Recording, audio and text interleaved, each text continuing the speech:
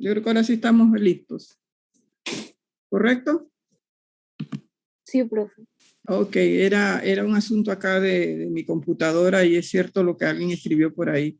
Había un problema con el volumen que no estaba integrado y entonces ustedes me escuchaban a mí, pero yo no los escuchaba a ustedes. Pero bueno, tuvimos ahí un impasse de 25 minutos. Ok, la semana pasada estuvimos viendo este tema de inmunidad frente a los microbios y había una autoinstrucción. Posteriormente, no sé si se percataron o alguno de sus compañeros de los otros grupos le dijeron, pero como yo les había dicho que este no era un material de carácter obligante que me enviaran las autoinstrucciones, después consideré porque veía como que había cierto grado de dificultad, porque ustedes son mi primer grupo, pero el último es el jueves. Entonces sí estuve pidiendo que aquellos que quisieran enviarme la autoinstrucción me lo hicieran, pero incluida dentro del tiempo que yo les di para que lo hicieran, o sea, en su primera o en su segunda hora.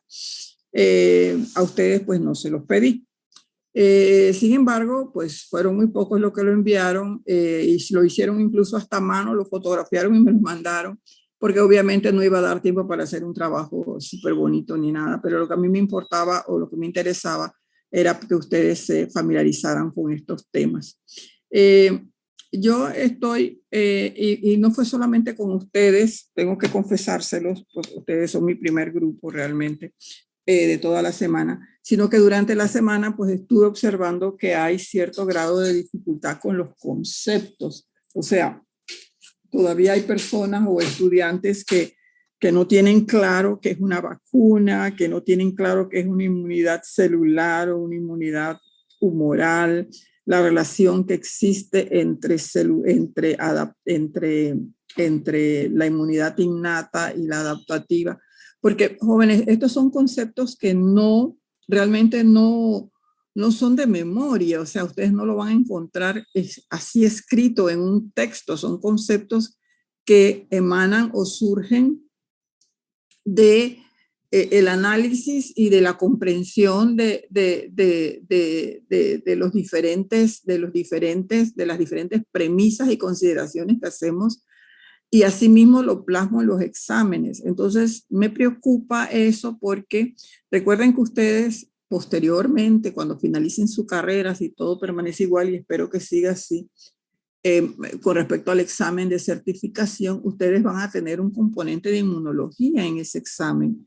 Y no es que ahí les van a preguntar, defina qué es una célula dendrítica o qué es una CPA, pero sí les van a preguntar cuál es el rol de las células presentadoras de antígenos o cuáles son las funciones más importantes del complemento, o sea, ese tipo de habilidades y competencias sí se las van a exigir, al igual que en todo el resto de las materias. Entonces, me preocupa un poco y ustedes ven que yo siempre en cada clase regreso a temas anteriores, o sea que todavía no haya comprensión de lo que son las células memoria y por qué sobreviven las células memoria, cuál es la importancia de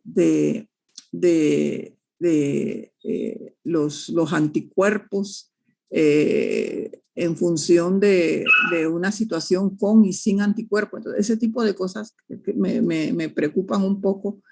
Y miren que me ocurrió lo mismo el año pasado, y entonces por eso diseñé clases con autoinstrucción. Entonces lo mismo vamos a hacer hoy, vamos a hacer clases con autoinstrucción. Claro que estamos un poco como tarde en la clase, pero bueno, nunca es tarde. Entonces quisiera saber si tuvieron alguna situación, algo en particular que quisieran de la clase anterior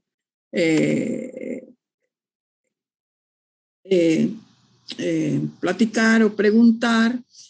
Y tenemos un tema con la asistencia también, o sea, tengo personas que no asisten, que es cuando yo digo que entonces escriben y me dan una excusa y eso me preocupa un poco, pero bueno, lo más importante es que ustedes, pues yo les mandé la clase de hoy y quería ver si, bueno, si tienen alguna pregunta con respecto a Miren, este esquema que tenemos aquí delante es algo que ustedes ya deben manejar muy bien y saberlo decir en sus propias palabras y saber que si hablamos de anticuerpos y células T efectoras, estamos hablando de inmunidad adaptativa, o sea, saber que cuando son efectoras es porque ya ha pasado el proceso de reconocimiento, de proliferación, de expansión clonal, o sea, no podemos olvidar los primeros conceptos del primer examen como un gavetero, o sea, ya acabamos con ese tema y cerramos la gaveta. No, o sea, son temas que nosotros tenemos que seguir tocando en clases posteriores. Igual aquí, o sea, esa inmunidad adaptativa en cuanto a especificidad, ¿qué es? Memoria, ¿qué es? ¿Qué capacidad le da al sistema inmune? Fíjese que especificidad es microbios diferentes pero relacionados. Memoria es recordar y responder a repetidas exposiciones al microbio. Entonces, no olvidar que son PAMP, que son DAMP, que son los receptores, cuáles los retos que tiene el sistema inmunitario frente a los microbios infecciosos o microorganismos infecciosos, qué significa un mecanismo de evasión, o sea, qué significa un mecanismo de evasión, tener eso bien claro. Entonces aquí vimos todas las bacterias, perdón, vimos todos los microorganismos desde bacterias extracelulares, de repente con respecto a la inmunidad innata. Denme un minuto.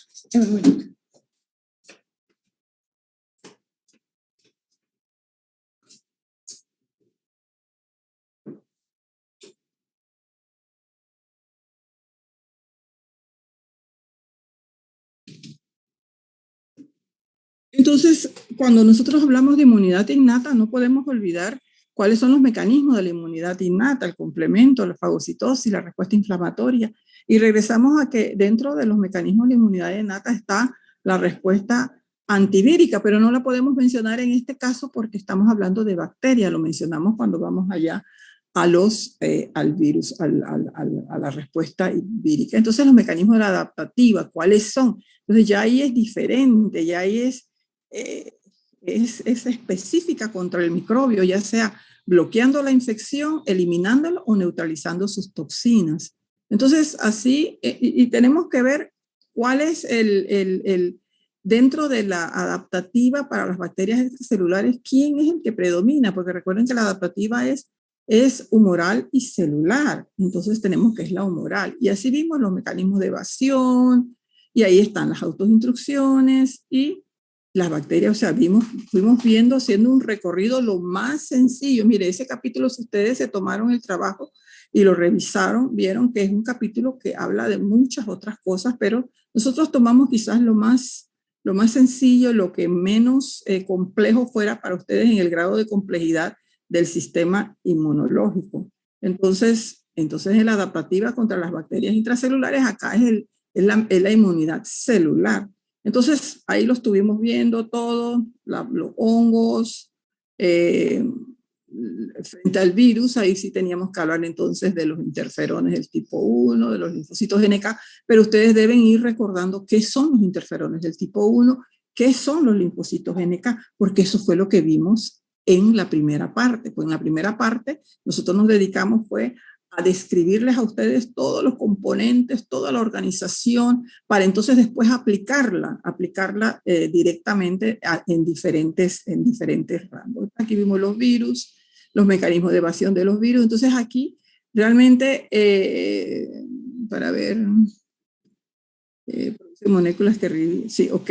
Entonces, aquí tienen que recorrer clase 1 del MHC, y eso lo pregunté y en diferentes clases, y no sabían qué son los CTL, qué son los linfocitos T supresores. Ya esas son cosas que ustedes deben manejar.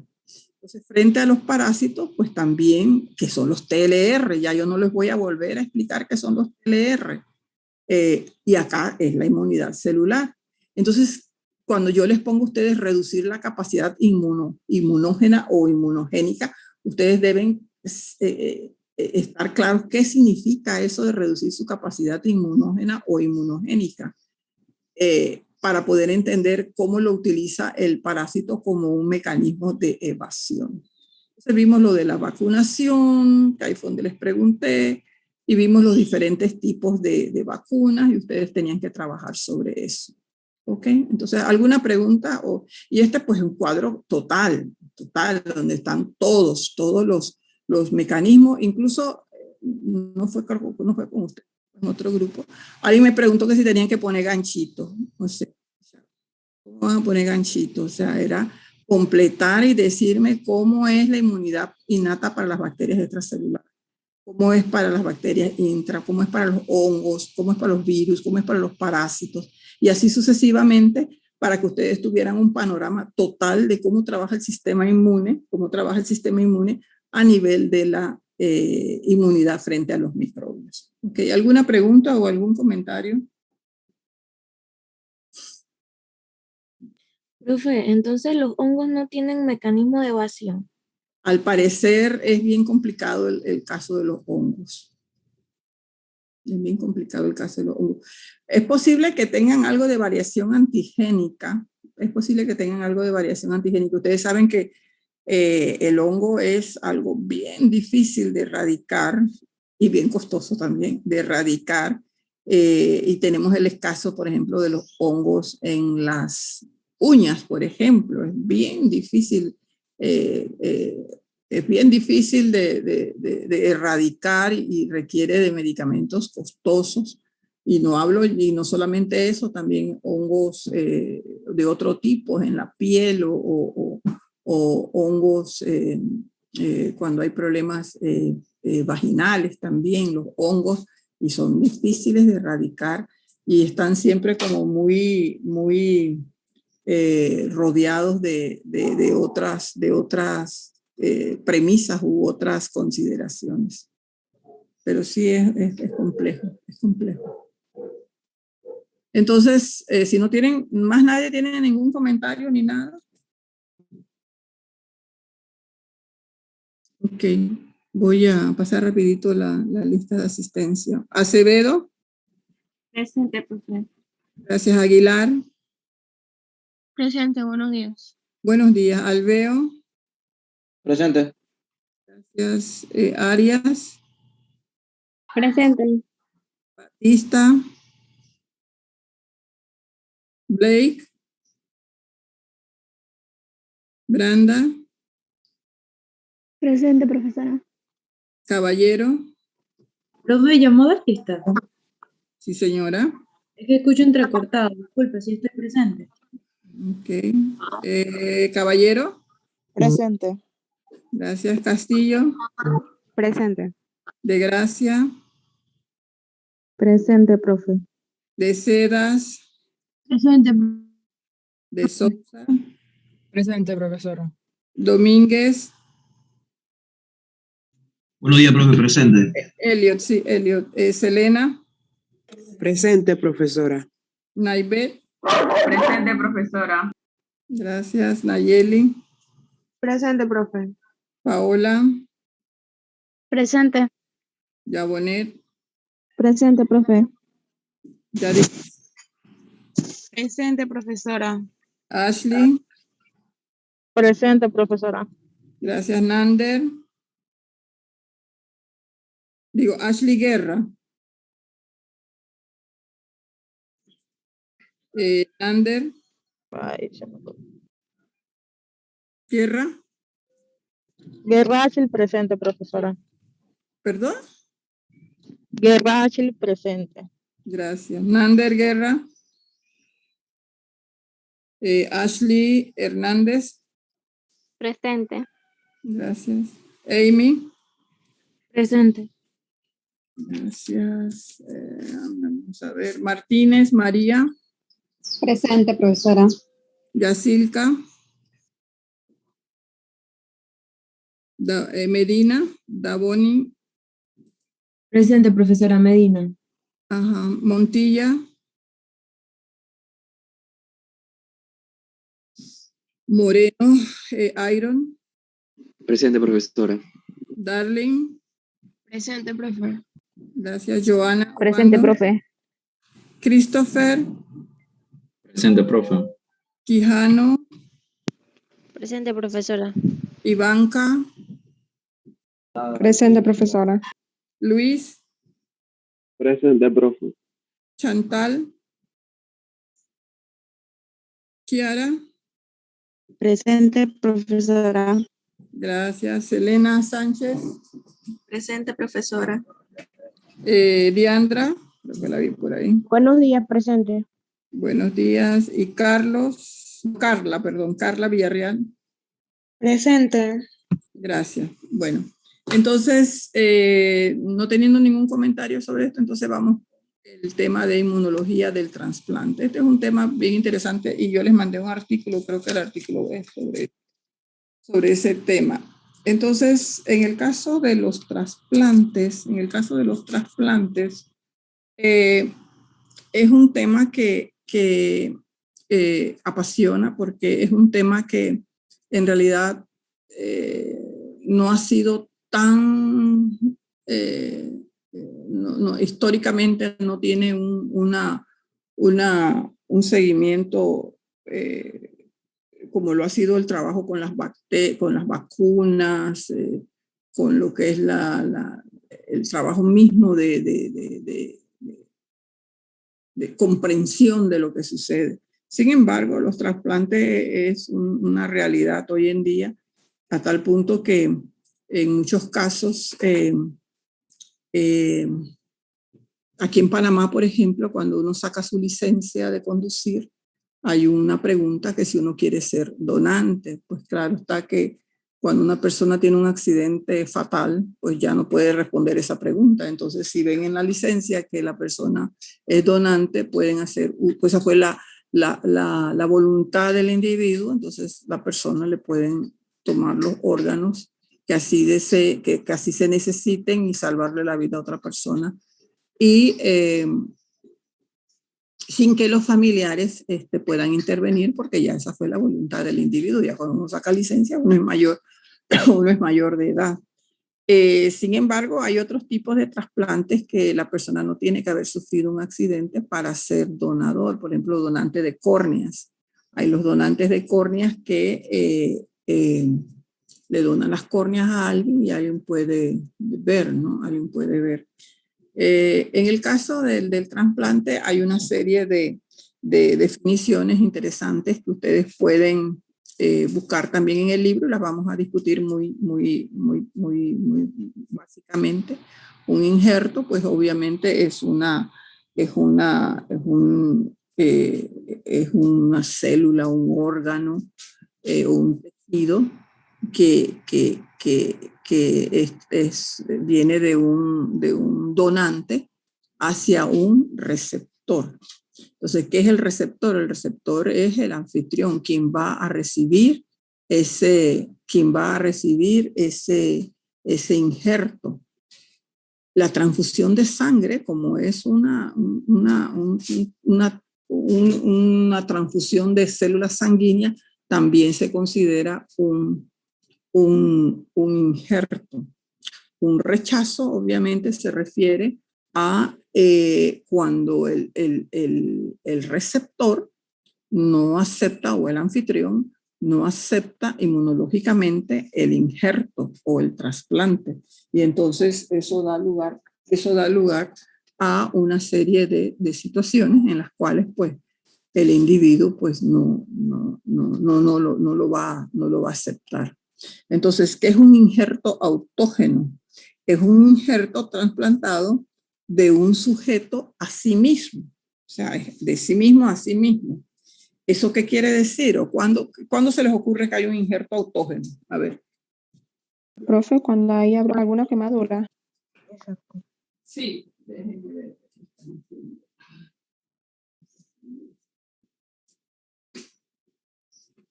Ya voy.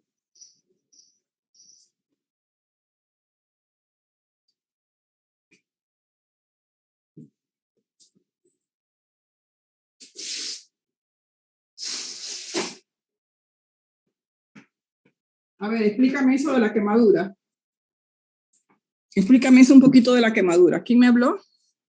Rodríguez, profe. He Iván, visto que habla. cuando hay quemaduras de tercer grado, muchas veces la piel ya queda en desuso, entonces hacen como un raspado y le injertan piel de otra área de su mismo cuerpo. O sea, bueno, no es un raspado, le sacan el pedazo de piel de otro lado y se la colocan en el lado donde ha habido una pérdida significativa de piel, y las quemaduras son un excelente ejemplo. Entonces eso sería un injerto autógeno. Yo te pregunto, ¿quién era la que me estaba hablando? Disculpa. Rodríguez, profesora. Rodríguez, pero tu nombre, Ivanka. Ivanka, ¿hay posibilidades de rechazo ahí? Quizás, profesora, si hay alguna, alguna infección, quizá puede rechazar la No, propia la inmunológicamente hablando, ¿hay posibilidades de rechazo cuando hay un injerto autógeno? Pero en mi opinión creo que no, como viene siendo del mismo organismo, de la misma persona, creo que no debe Claro. haber ningún rechazo. No debería haber, o sea, imagínate si nosotros vamos a empezar rechazando nosotros mismos. No te vayas, Ivanka.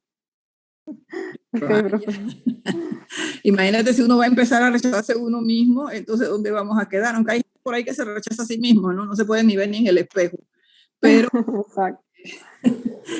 no debería haber. Ok, gracias, Ivanka. Entonces está el injerto singénico. Dice que es el trasplante entre dos sujetos con composición génica idéntica. Tienen una composición génica idéntica. O sea, hay un trasplante entre sujetos de composición génica idéntica. A ver, Diandra, ¿habrá algún tipo de rechazo aquí en el injerto singénico? Diandra. Buenos días. Buenos días, la quiero ver en pantalla. Aquí estoy. ¿Habrá posibilidades de rechazo en un injerto singénico? Personas con... Un trasplante entre dos sujetos con composición génica idéntica.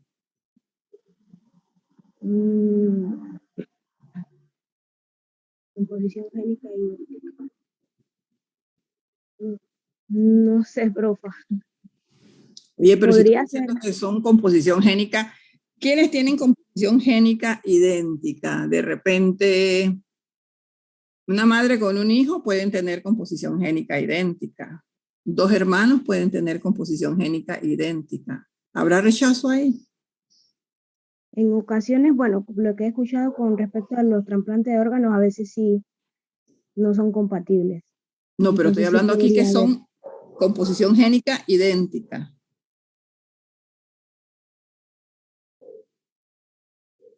No debería haber rechazo porque tienen una composición génica idéntica. No, en principio no debería haber, pero vamos a seguir discutiendo eso. Gracias, Diana. Entonces tenemos los injertos halógenos. ¿Qué son los injertos halógenos? Los injertos halógenos es individuos de la misma especie, pero genéticamente distintos. Individuos de la misma especie, pero genéticamente distintos. ¿Puede haber rechazo aquí? A ver, Carla, ¿puede haber rechazo en los injertos halógenos?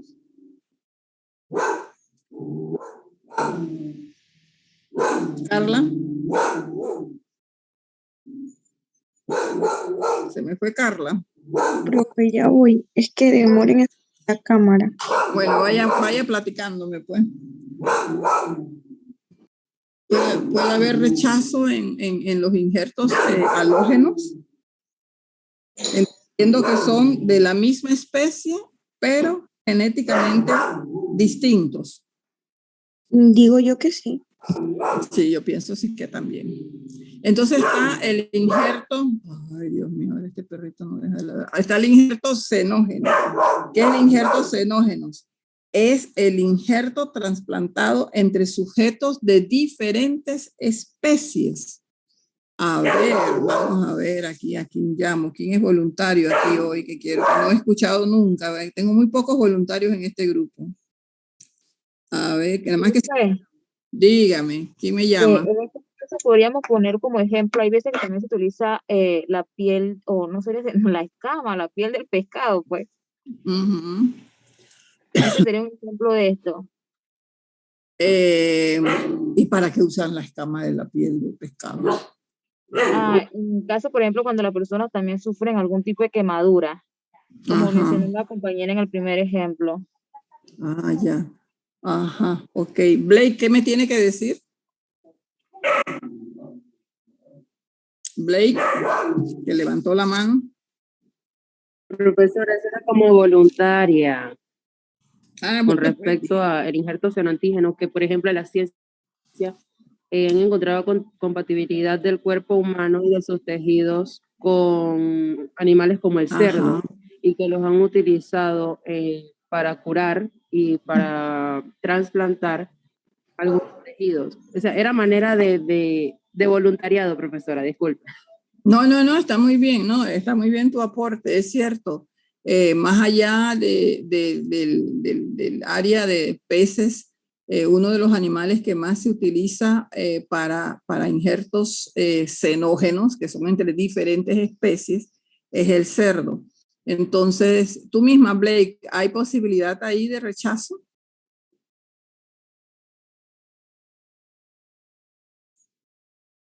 ¿Hay posibilidad de rechazo, Blake? Sí, profesora, hay posibilidad de rechazo, ya Sí, sea claro. por el mismo sistema inmunológico que lo detecte a manera de un patógeno que va a atacar el tejido, o de bien un por la patógeno. incompatibilidad en caso del tipaje sanguíneo. No por el, no, aquí no podemos hablar de patógeno, hablamos de compatibilidad o de incompatibilidad. Obviamente, si es es de diferentes especies, o sea, lo vamos a ver como algo extraño. Y sí se han dado trasplantes, o sí se han dado injertos xenógenos utilizando el cerdo, utilizando el mono también se han dado. Y la historia de los trasplantes tiene una historia de los primeros que trabajaron con esto, y de los primeros que trabajaron con los trasplantes fue el doctor Christian Barnard en Sudáfrica, y él creó no sé si se lo mencioné en la clase pasada, él creó un gran dilema, porque él decía que él era experto en trasplantes de corazón, que él decía que para hacer un trasplante de corazón, el individuo todavía tenía que estar vivo, o sea, técnicamente vivo, para que el corazón estuviera latiendo. Entonces hubo un gran movimiento para decir que lo que él estaba haciendo era, un momento.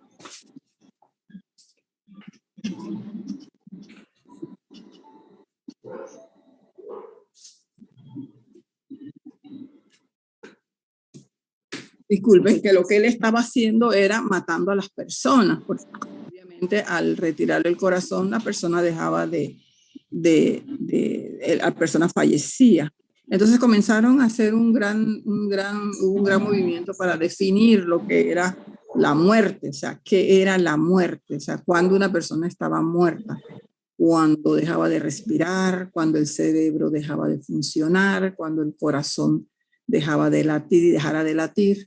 Y se definió en ese tiempo que la persona fallecía cuando había muerte cerebral, aun cuando el corazón estuviera latiendo. Entonces ahí sí se le podía sacar el corazón.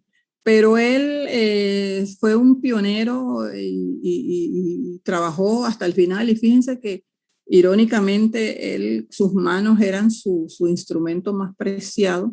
Y al final de su carrera, no de su vida, de su carrera, siendo aún un hombre joven, él, ¿cómo se llama? Perdió la habilidad de sus manos y ya no pudo realizar más trasplantes.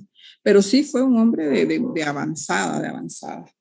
Bueno, entonces están los términos aloantígenos, senoantígenos, aloreactivos y xenoreactivos. Entonces, ¿qué son los aloantígenos? Son moléculas que son reconocidas, son antígenos como extraños en los injertos, pero precisamente en los aloinjertos.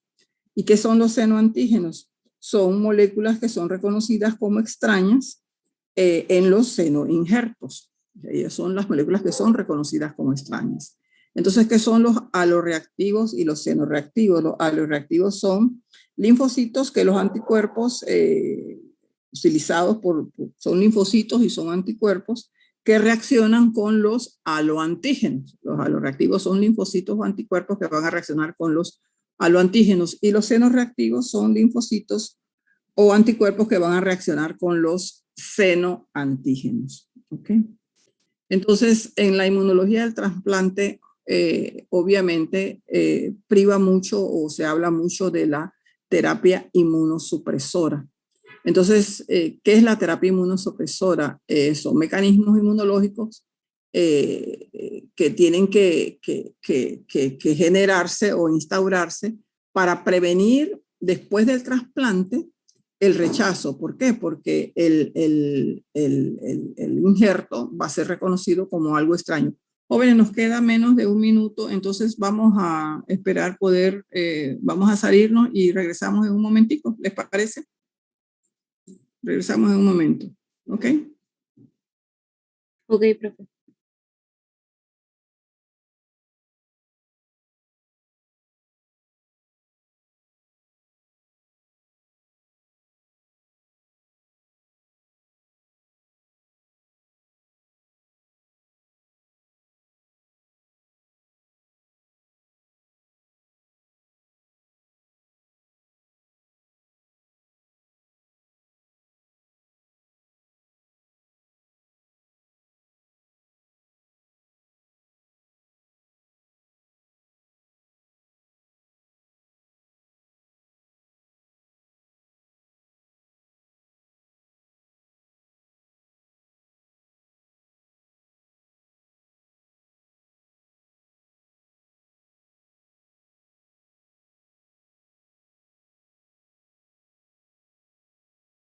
Ok, entonces, cada vez que se da un trasplante, cada vez que se da un trasplante o un injerto, se desatan mecanismos inmunológicos.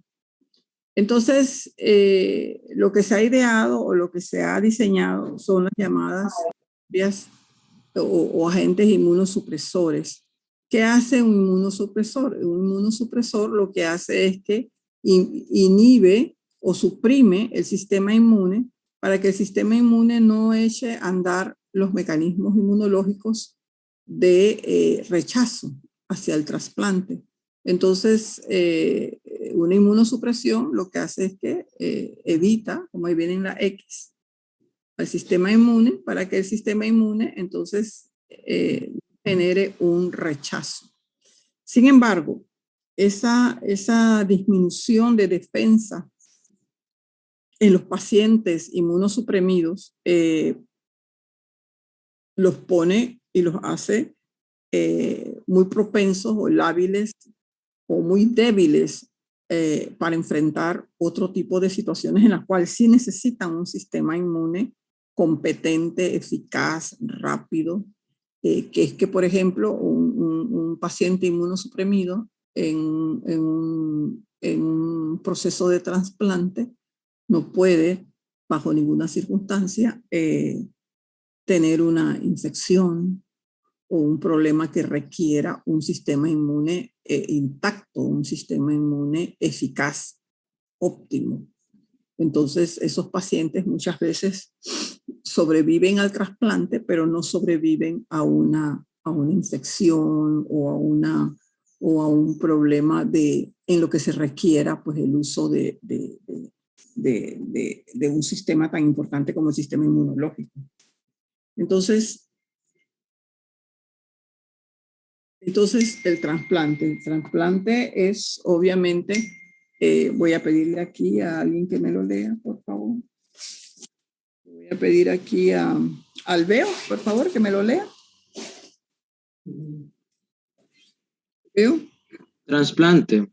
El término trasplante, del modo en que se emplea en inmunología, se refiere al acto de transferir células, tejidos u órganos desde un sitio a otro. La consecuencia de los trasplantes se justifica por la posibilidad de resolver muchas enfermedades mediante implantación o injerto de un órgano, un tejido o ciertas células sanos desde un individuo donante hacia otro, receptor o huésped. Gracias. Es la consecuencia de los trasplantes. Entonces, gracias, Jason. Entonces, aquí pues definimos un poco lo que es trasplante. Entonces, aquí vemos un trasplante de riñón que me llamó la atención porque obviamente es uno de los más importantes que existe. Sin embargo, fíjense que en el trasplante de riñón se requiere que un donante que tenga que sea compatible con el individuo, y hay muchas personas esperando por trasplante de riñón.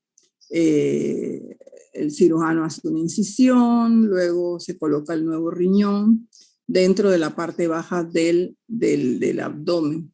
Pero ahí lo importante ahí en ese trasplante, fíjense, no solamente es contar con ese valioso órgano, sino que tiene que haber una conexión con las arterias y las venas renales del nuevo riñón a la arteria y la vena ilíaca, haciendo que la sangre empiece a circular a través del nuevo riñón y luego pues se conecta a la vejiga. Entonces es un proceso que tiene que ser rápido y que tiene que funcionar, no solamente el tener el donante y colocar el riñón, sino que esa conexión de arterias y venas al sistema, pues que haga que todo funcione bien. Y fíjense que me llamó la atención cuando lo leí la primera vez que los riñones propios del individuo se dejan en el lugar, a menos que esté causando algún tipo de problema, ellos pues se dejan ahí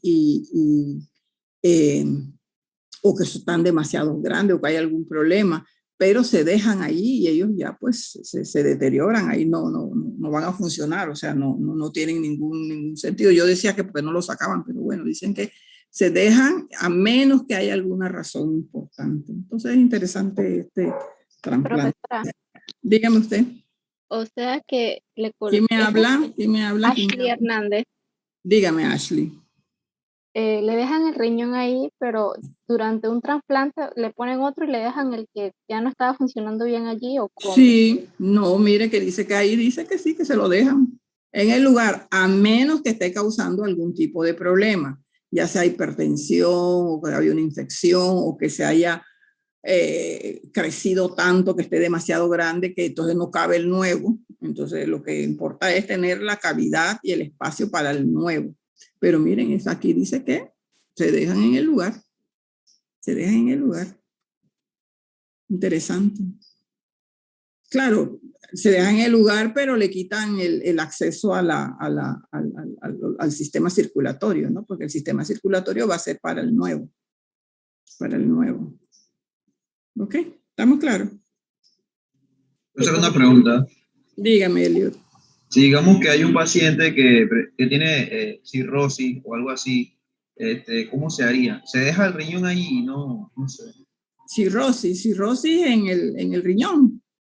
No, o sea, no, eso no. O sea, que el riñón esté súper dañado, ¿se deja ahí y se ingresa al otro? Bueno, pero es que por eso es que dicen ahí que si el riñón que del paciente, el propio, tenga alguna situación en particular, que esté muy dañado, que esté muy deteriorado, o que pueda de alguna manera interferir con la función del nuevo riñón, que es un milagro tener un donante de un nuevo riñón, se saca, si no, se deja ahí, si no, si ya está deteriorado, si ya está, yo personalmente pensaría que habría que como que quitarlo, ¿no? Porque si no sirve, ¿para qué lo van a dejar? Pero dice que a menos que esté causando algo, ya no. Pero mira, ahora que hablas de cirrosis, en el caso del hígado, que hay trasplantes de hígado, ese es uno de los trasplantes más difíciles porque es un órgano muy grande y tiene, bueno, no tanto porque lo que es grande, sino porque obviamente la persona tiene que tener un donante compatible, y si no, pues la persona puede fallecer, o sea, si no tiene un donante compatible. Y ahí es importante, pues, todos los estudios que se hagan de compatibilidad, y para evitar cualquier rechazo. Ahora, un padre puede donarle sano un riñón, uno de sus riñones, a un hijo, porque el padre puede seguir viviendo con un solo riñón, Y eso es una maravilla, ¿no? Que un padre pueda donarle, siempre y cuando sean compatibles, un riñón a un hijo. Yo vi una vez, no sé si se los platiqué, un caso de dos receptores que estaban esperando donantes de riñón, por lo menos o sea, donantes de riñón, su vida estaba ya en mucho peligro, y se dio que falleció un joven y ambos riñones fueron donados, uno para cada uno de estos dos jóvenes que estaban esperando. Uno de ellos recibió el riñón y fue perfecto, o sea, no hubo ningún rechazo ni nada, y eran compatibles, obviamente. El segundo joven, que también era compatible, rechazó no sé qué pasó, rechazó el riñón, y eventualmente ese joven se quedó esperando y esperando un próximo donante, porque ya él estaba en la lista, ya le habían dado uno, y realmente nunca logró conseguir otro donante. Ni su madre ni su padre eran compatibles con él para hacer la donación, y el chico pues eventualmente fallece porque nunca hubo un donante. Él tenía problemas, otro tipo de problemas. Ok, el trasplante. Profesora, Dígame usted. otra pregunta sobre el riñón. Cuando la persona dona un riñón, el que está donando disminuye su capacidad excretora. No, fíjate que el cuerpo es capaz de, tú dices el que lo donó, Sí, el que donó. El que se queda con uno. Exacto. No, fíjate que el cuerpo es tan maravilloso que asume el trabajo de dos, y el otro que queda hace su trabajo perfectamente. Tengo aquí un vecino que le donó el riñón al hijo, y el papá, él está bien perfectamente. Lamentablemente, el chico el riñón no le funcionó al hijo. Y él está en diálisis permanente, es un chico, bueno, yo digo un chico porque tiene que 25 o 26 años. No le funcionó, pero el papá funciona, el papá está bien, el papá no tiene ningún problema, camina, hace de todo. La mamá no es compatible con el hijo, así que ella no le puede donar, así el chico está en diálisis permanente, esperando una segunda persona que le done un riñón. ¿Ok? Entonces, vamos a ver qué es lo que es rechazo. Vamos a pedirle a Caballero, por favor, si me puede leer. Gracias por tu pregunta, Caballero. Gislena. Gislena, ¿no está? Se me fue.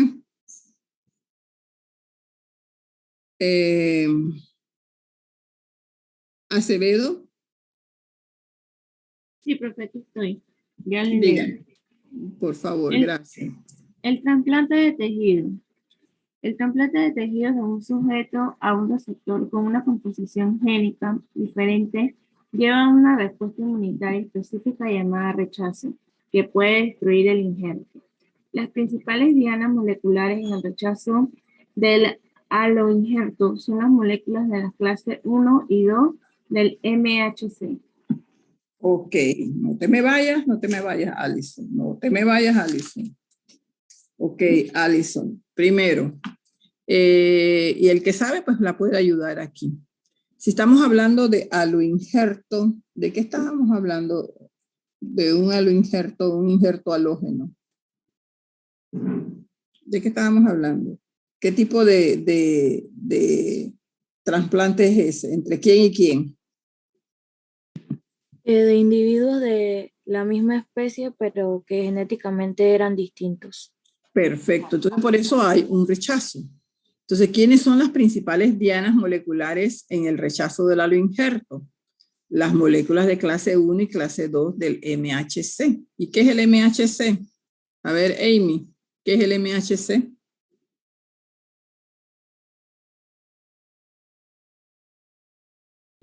No recuerdo, profe.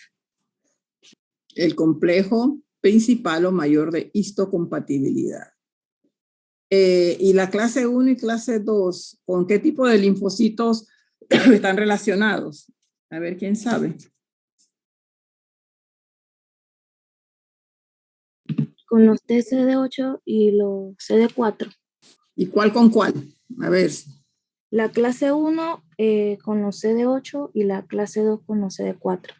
Perfecto, muy bien, gracias. O sea que para que haya un rechazo, entonces tenemos que tener un injerto o un trasplante entre individuos que son de la misma especie, pero genéticamente son distintos. Ok, entonces, ¿qué pasa en los aloinjertos? Los aloinjertos, obviamente, como respuestas, van a generar aloantígenos. ¿Qué son los aloantígenos? Habíamos dicho que son moléculas que son reconocidas como extrañas en los aloinjertos. O sea, son moléculas, son antígenos, o sea, son aloantígenos. Se le dice alo porque son de los aloinjertos. Entonces, las moléculas halógenas del MHC, del complejo mayor de histocompatibilidad, pueden ser presentadas. Recuerden que ahí hablábamos de una presentación por las APC del donante a los linfocitos T del receptor. Entonces, lo hace a través de dos formas. Lo hace en una forma directa, o sea, son presentados directamente por las APC del donante a los linfocitos del receptor. O lo pueden ser en una forma indirecta. Indirecta, ¿qué quiere decir? Indirecta quiere decir que hacen un viaje un poquito más largo, y la presentación es en forma indirecta. Son captados por las APC del donante, recuerden las APC son las células presentadoras de antígeno del donante, que entran en el injerto o residen en los órganos linfáticos y son procesadas y entonces que son presentadas en forma de péptidos asociados a las moléculas del MHC, son en forma indirecta. Entonces, primero, en el primer caso directo son presentadas directamente por las APC y la forma indirecta es que son captados por las APC, que entran al injerto o están en los órganos linfáticos, son procesadas y después es que son procesadas en forma de péptidos a las moléculas del MHC. Entonces estamos hablando que en el caso de los trasplantes, el MHC juega un papel muy importante. Ok, entonces las moléculas que son responsables de casi todas las reacciones fuertes de rechazo se llaman las moléculas del complejo principal de histocompatibilidad. Por eso es que es tan importante este complejo. Y el rechazo de un injerto va a estar mediado por linfocitos T.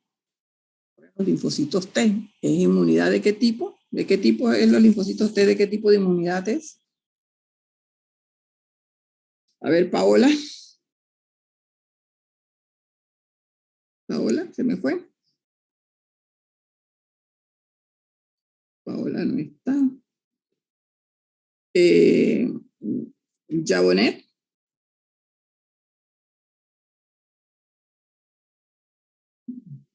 Yadiris.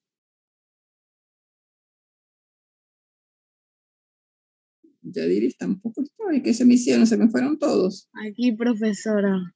A ver. Los linfocitos T son de la... ¿Aquí? Sí, dígame. Los linfocitos T, ¿a qué inmunidad pertenece?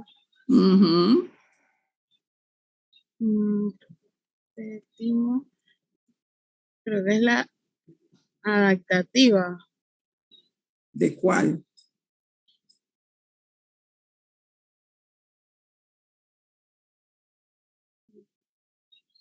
De la inmunidad celular, profesora. Celular. De la inmunidad celular, claro que sí. La inmunidad celular. Inmunidad innata. ¿Te acordaste primero de timo que de celular? Incluidos los CTL. ¿Y cuáles son los CTL? Usted misma. Yo, profe. Sí, usted misma. CTL. CTL. Ay, profe, eso sí no lo recuerdo. Te voy a cantar así, la trompeta a los cantantes en el programa El Famoso. ¿Quién me dice quiénes son los CTL? Son los CD8. Los CD8. Que matan células del injerto T y los linfocitos T cooperadores, ¿quiénes son? Los CD4. Los CD4. Que van a causar luego una inflamación mediada por citocinas. Gracias. Esas son las cosas que les estaba diciendo al principio. Ustedes esas cosas deben manejarlas bien. ¿Quiénes son los linfocitos T? ¿Quiénes son los CTL? ¿Quiénes son los cooperadores? ¿Quiénes son los NK? O sea, esas son cosas que ustedes deben saber. Okay. Entonces, hay 3 mecanismos inmunitarios o patrones de rechazo del halo injerto. Entonces, recuerden que el halo injerto es un injerto entre individuos de la misma especie, pero genéticamente distintos. O sea, hay 3 tipos de rechazo. Está el rechazo hiperagudo, el rechazo agudo y el rechazo crónico. Y les pido pues que vayan a ver esa figura, el 16.8 en el libro, que ahí lo tienen bien bonito. Entonces, el rechazo hiperagudo, en el rechazo hiperagudo, ¿qué es lo que hay? Hay activación del complemento, hay daño endotelial, hay inflamación y hay trombosis.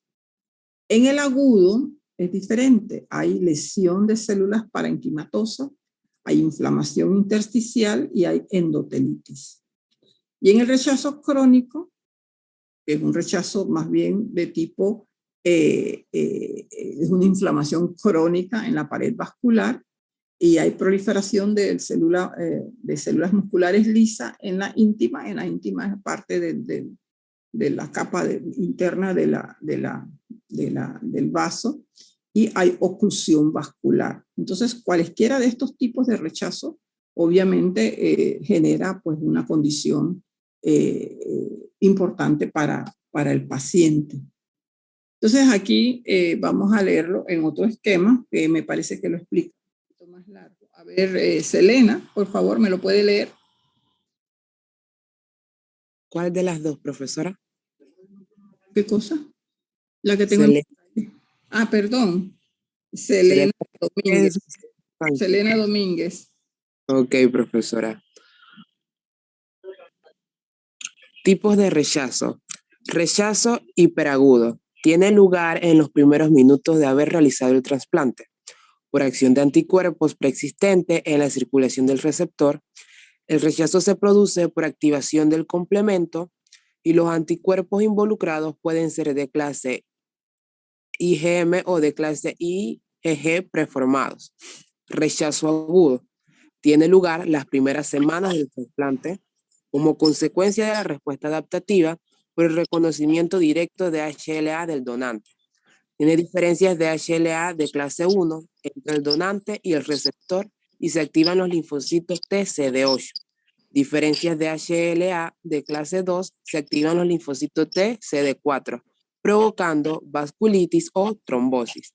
Y rechazo crónico ocurre meses o años después de realizado el trasplante, caracterizado por pérdida progresiva de la función del órgano trasplantado, fibrosis y engrosamiento de las paredes vasculares. Su patogénesis no es muy conocida. La intervención de citocinas que estimulan los fibroblastos, acúmulo de agresiones.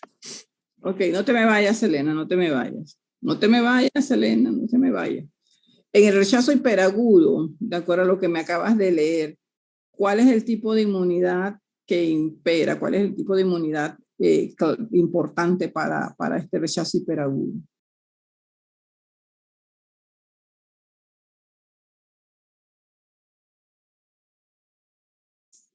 De acuerdo a lo que acabas de leer.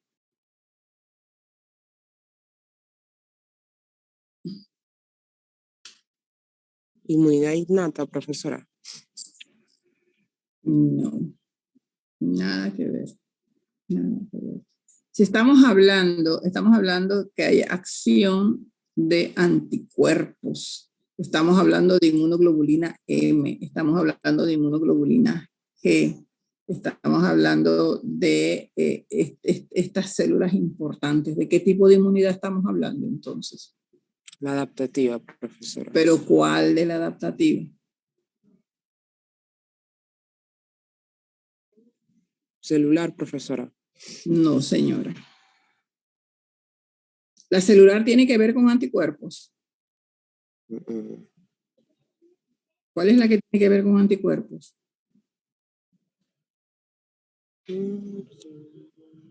La humoral, profesora. La humoral, la humoral. Entonces, Selena, en el caso de rechazo agudo, ¿de qué tipo de inmunidad estamos hablando?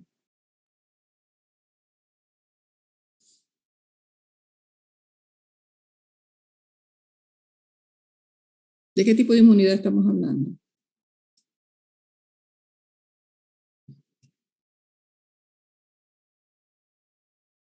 Si estamos hablando de linfocitos T, CD4, linfocitos T, CD8, ¿de qué tipo de inmunidad estamos hablando?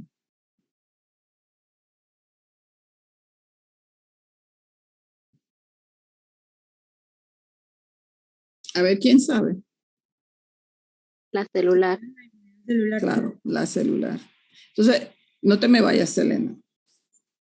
Le tocó a Selena, pero estoy segura que estas mismas preguntas, algunos, bueno, voy a decir, espero que no muchos, me lo hubiesen manejado de la misma manera. Ustedes tienen que ya estar claros. Anticuerpos es inmunidad humoral. Linfocitos T es inmunidad celular.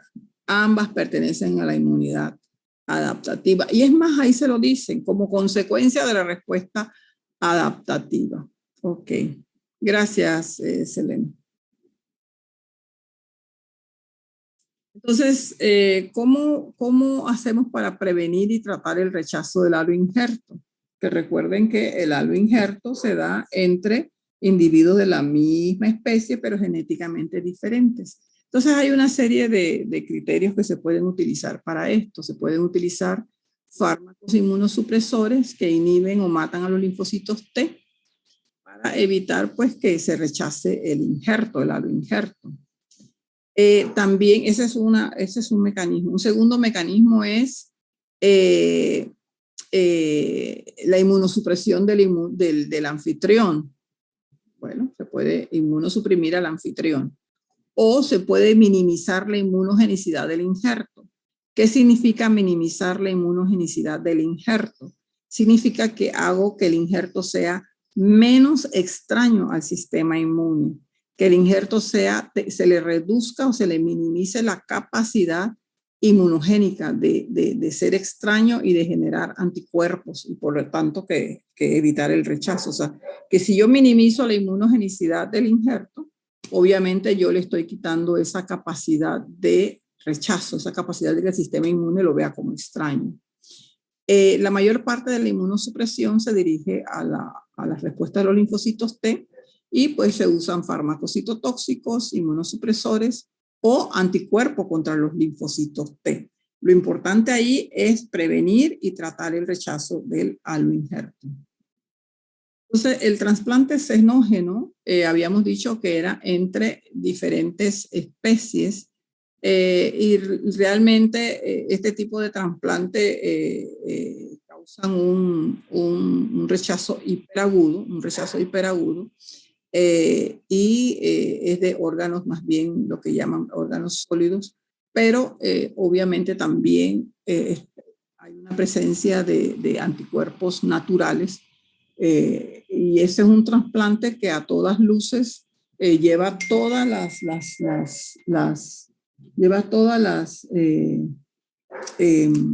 las posibilidades reales de un rechazo por obviamente ser de diferentes especies. Entonces la transfusión sanguínea también se considera como un trasplante, de eso vamos a hablar un poco más en la próxima clase. Y tenemos el grupo sanguíneo ABO, el tratamiento transfusión es una forma de trasplante, ya sea completa o parcial o células sanguíneas, de un sujeto a otro. Generalmente, una cosa es ser donante. Donante, uno puede ir y ser donante independientemente sin que haya un receptor específico, o sea, y eso va al banco de donantes. O serlo específicamente para alguna necesidad en particular, por lo cual entonces se requiere que haya una compatibilidad sanguínea del grupo sanguíneo, que de eso vamos a hablar un poco ahora después, en la próxima clase. Y también tenemos lo que es el factor RH, que es el factor importante que hay que conocer, que toda mujer debe saber al momento de querer tener un bebé, un hijo, y tiene que manejarse muy bien porque hay una posibilidad con el segundo hijo de generar anticuerpos contra él, pero de eso vamos a hablar un poquito más después.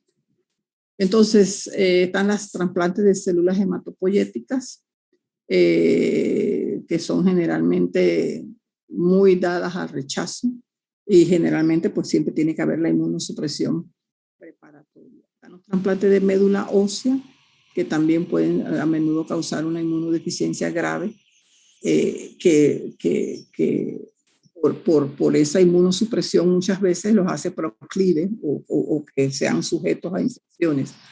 En Panamá se hacen pues los trasplantes de médula ósea, se han hecho trasplantes de riñón, trasplantes de piel, ya trasplantes mucho más complejos, complicados, como son los trasplantes de pulmón. Hay trasplantes de pulmón, hay trasplantes de hígado, pero eso sí ya en Panamá pues ha sido como menos no han sido con esa frecuencia que nosotros debemos conocer.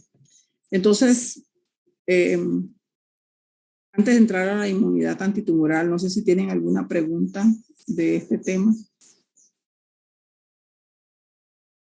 Ok. Quedaría pendiente hablar de transfusión sanguínea y del antígeno Rhesus, que de eso quiero hablarles un poquito más, pero sí quería entrar en el tema de inmunidad antitumoral. ¿Cuáles son las características de la inmunidad antitumoral? ¿Qué tipo de respuestas generan los tumores? Ellos generan respuestas inmunitarias adaptativas. Sin embargo, en el caso de los tumores, las respuestas inmunitarias no impiden con mucha frecuencia el crecimiento de tumores. Sin embargo, el sistema inmunitario lo podemos activar por estímulos externos para matar de forma eficaz a las células tumorales y erradicar los tumores. De hecho, el sistema inmune en lo que es la respuesta inmunitaria debería ser, pienso yo, un poquito más eficiente, puesto que las células tumorales son extrañas. Las células tumorales son extrañas y por ser extrañas, obviamente el sistema debería de alguna manera acabar con ellas, pero no lo hace. Entonces, los tumores generan antígenos que se conocen como antígenos tumorales.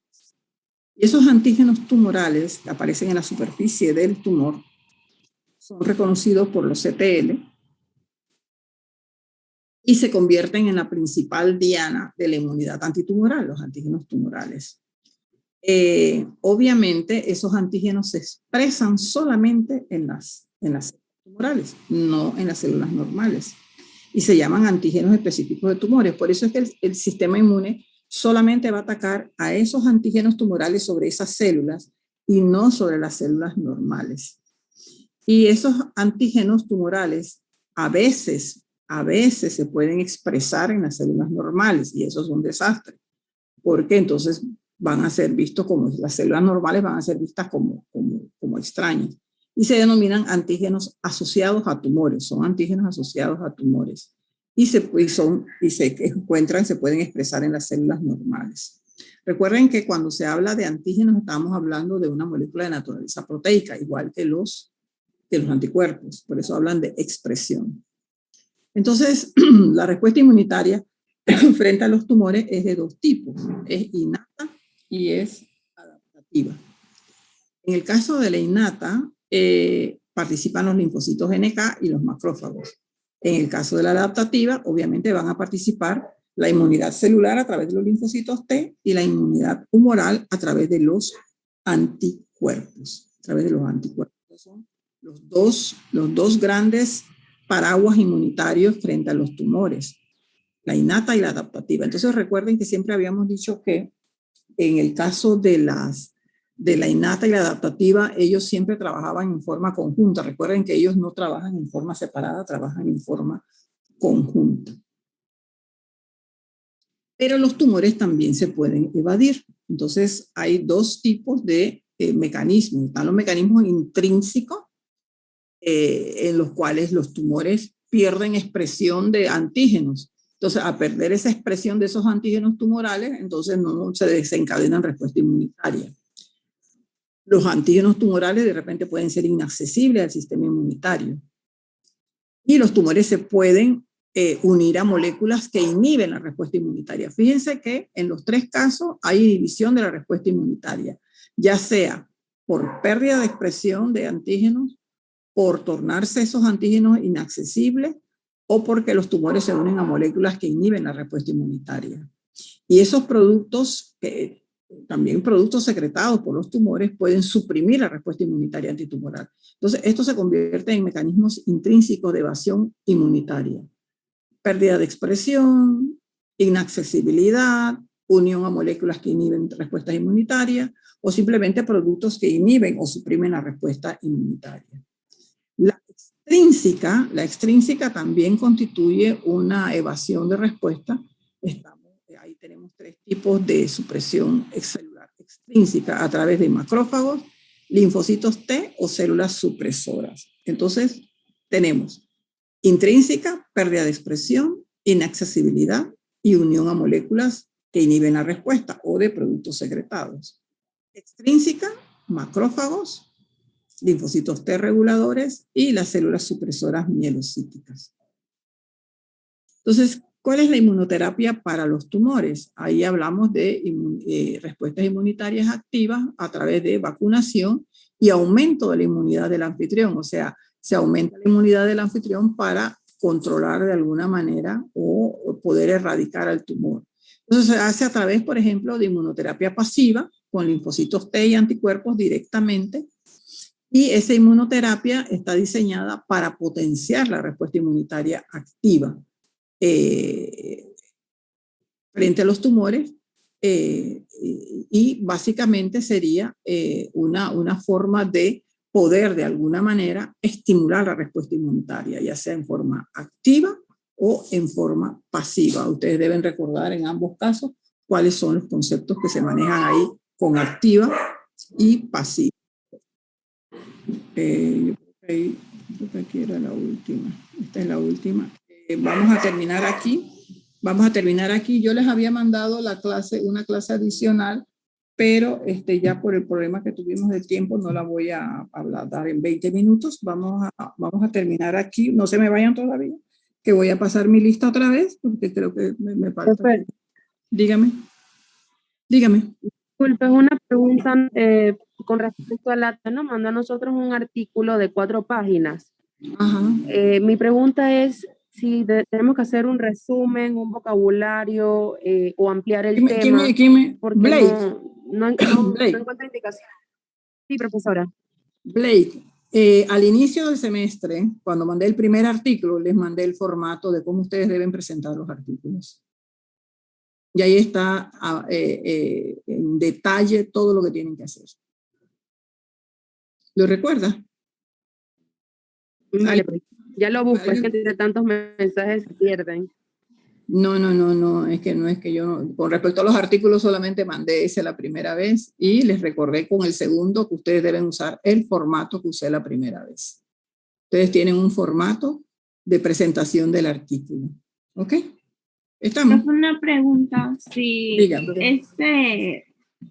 ese artículo no tiene palabras clave, ¿se busca ahí mismo Es más, yo les dije, cuando el artículo no tiene palabras claves o las tiene y ustedes le quieren adicionar algunas más, ustedes lo pueden hacer.